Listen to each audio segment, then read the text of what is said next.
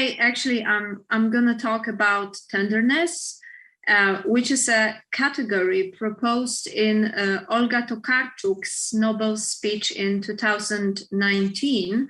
And I'm going to present and discuss tenderness as a cognitive, ethical, and aesthetic imperative that relates to human and also, and maybe especially, non-human corporeality, bodies, beings. So first of all, when looking for some philosophical sources of the category of tenderness, I will refer to the feminist relational ethics, that is the ethics of care. The concept of ethics based on the category of care was proposed in 1982 by Carol Gilligan in her book In a Different Voice.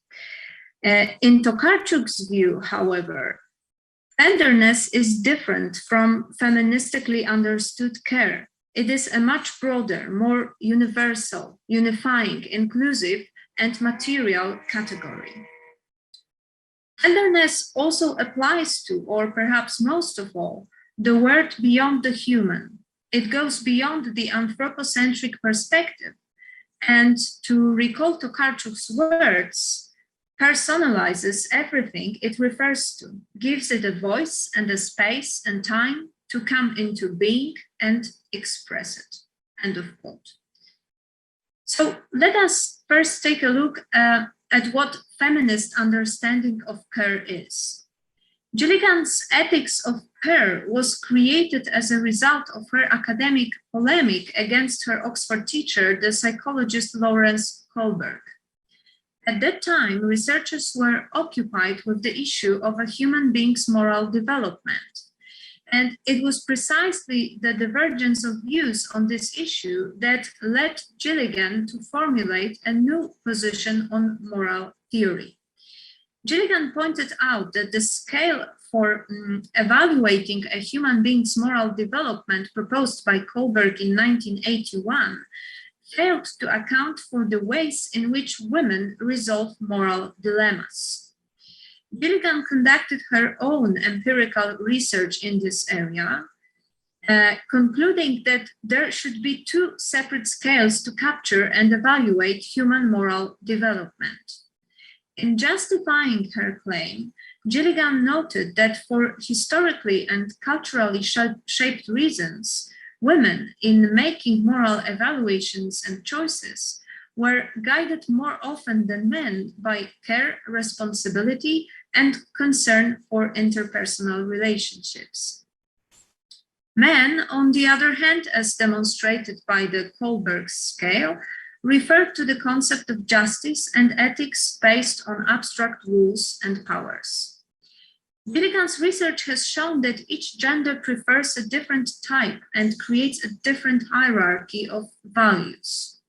What is paramount for women is a relationship that arises and develops based on a sense of care and of responsibility. Men, on the other hand, emphasize universality and the rule of law. In turning into considerations on the concept of tenderness proposed by Tokarczuk, I will begin by calling attention to essential linguistic aspects associated with the translation of Polish czułość, which means tenderness, into English. In referring to dictionaries of the Polish language, the native tongue of the Nobel Prize winner, we find several basic definitions of tenderness: emotionality, cordiality, gentleness, sensitivity regarding a given point, sensitivity to stimuli, including words, actions, phenomena, or situations. So, czułość is also a technical term, signifying the degree of reaction of film to light. Although this last meaning of czułość may appear remote from the considerations I propose here, reactivity is as important in this context as emotionality or sensitivity. Indeed, reactivity evokes associations with mindfulness and precision, as well as with a gaze that is both engaged and focused. All of these semantic nuances are contained in the word czułość as used by Tokarczuk. In one of her interviews, Tokarczuk stated that tenderness thus appears to be a much more natural attitude towards the world and life than anything else. It is a sense of a deep fundamental bond with everything that is alive and that endures. It has nothing to do with bending over someone else or with sentimentality. In this sense, it is even more intellectual than emotional. End of quote. Tenderness, as Tokarczuk understands it, is a kind of intellectual attitude towards the world, natural, innate, and inherent in the human species. Thus, tenderness appears as a kind of cognitive attitude of intellectual provenance, albeit not limited, as it turns out, to the rules of reason. Later, in the interview, Tokarczuk adds that tenderness and anger are rather emotions that are part of the same continuum. Involvement, taking charge of something, participating deeply in some event, in a process, in a relationship. Tenderness is entering into a relationship with someone who is not me, based on compassion, sharing, understanding, and unconditional acceptance. It is also, and perhaps first and foremost, a feeling that we share a common fate, and thus tenderness also enriches the one who feels it. End of quote. Tenderness is therefore an emotion, a feeling, and in a broader perspective, a mental state expressing the relationship of one person to the other people, beings, phenomena, events, or situations. Now, it is worth considering the ways in which tenderness is an extension and complement of the feminist understanding of care, and also considering why it is better, more appropriate, corresponding better to the challenges of the present day, cognitive, ethical, and aesthetic imperative. So, firstly, tenderness is a broader, more inclusive, more universal concept in its objective aspect. Tender attunement, as I call it, refers not only to other humans, but to the entire universe of living beings, as well as to the world of things, objects, and phenomena.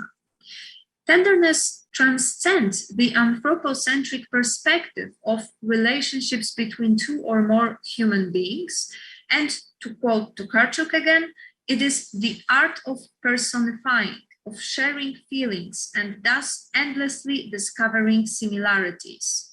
Creating stories means constantly bringing things to life, giving an existence to all the tiny pieces of the world that are represented by human experiences, the situations people have endured, and their memories. Tenderness personalizes everything to which it relates, making it possible to give it a voice, to give it a space and time to come into existence and to be expressed.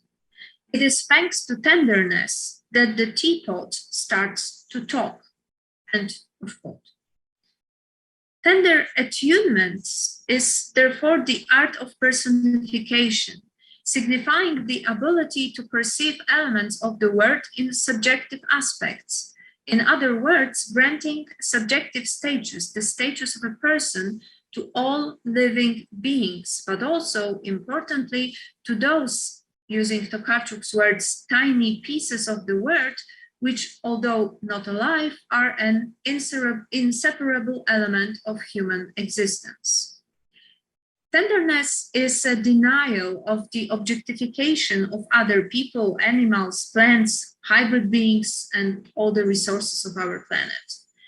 Tenderness is a post-anthropocentric attitude, signifying the belief, and here Tokarczuk again, that the objects have their own problems and emotions, as well as a sort of social life entirely comparable to our human one. That animals are mysterious, wise, self-aware creatures with whom we had always been connected by a spiritual bond and a deep-seated similarity, and that the rivers, forests, and roads had their existence too. They were living beings that mapped our space and built a sense of belonging. End of quote. Tenderness thus transcends care, whose maternal provenance, referring to the relationship of mother and child, is limited to the universe of interpersonal relationships. Secondly, tenderness transcends the feminist understanding of care in its subjective aspect. Tenderness characterizes the fourth person or panoptic narrator whose existence is postulated by Tokarczuk.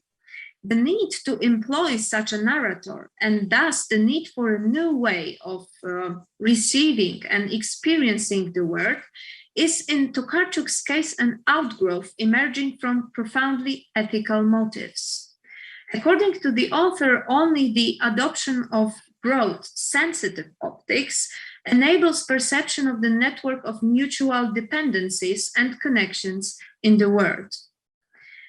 Tenderness also differs from the feminist approach to care in terms of gender issues.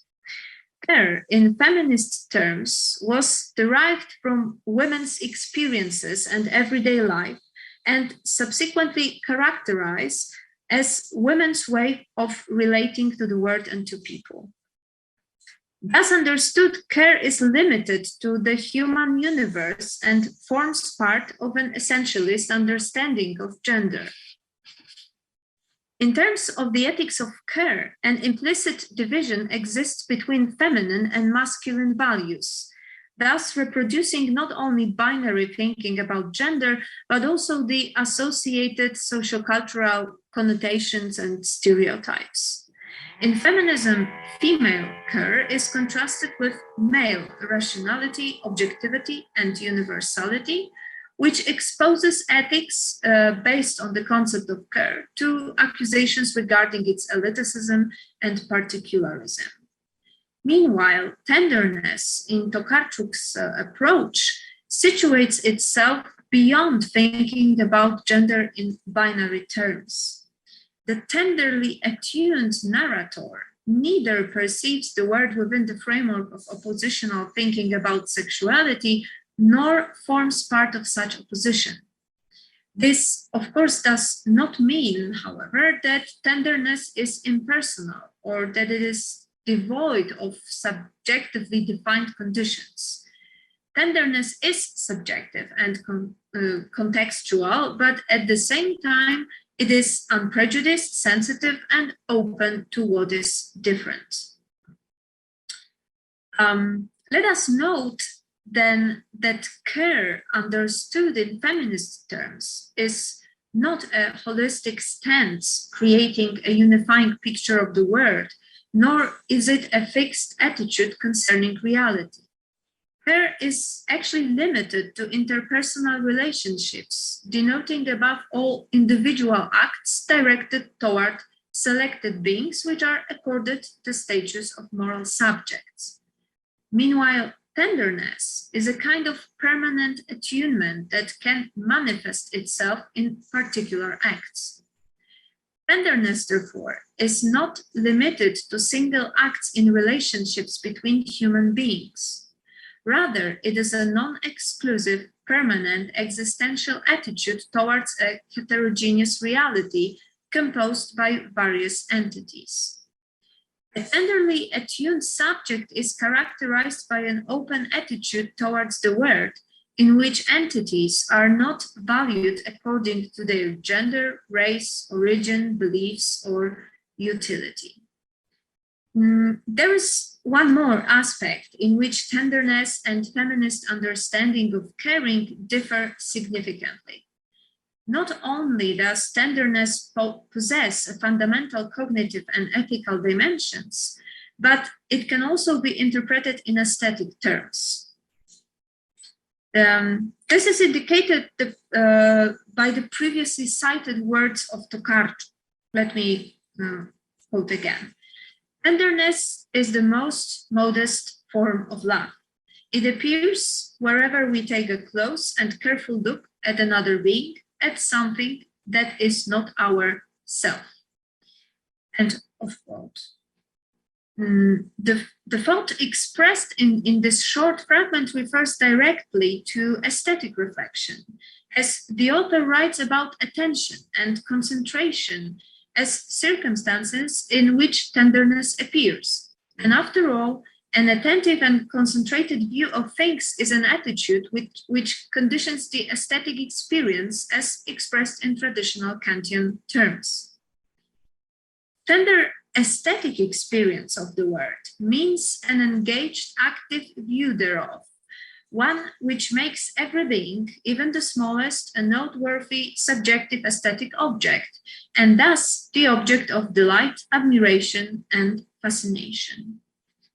Tokarczuk writes about a careful look at another being, at something that is not our self. Thus, tender experience of reality consists not of a passive observation or detached contemplation, but of penetration and of coexistence with another being, of sympathy and shared experience.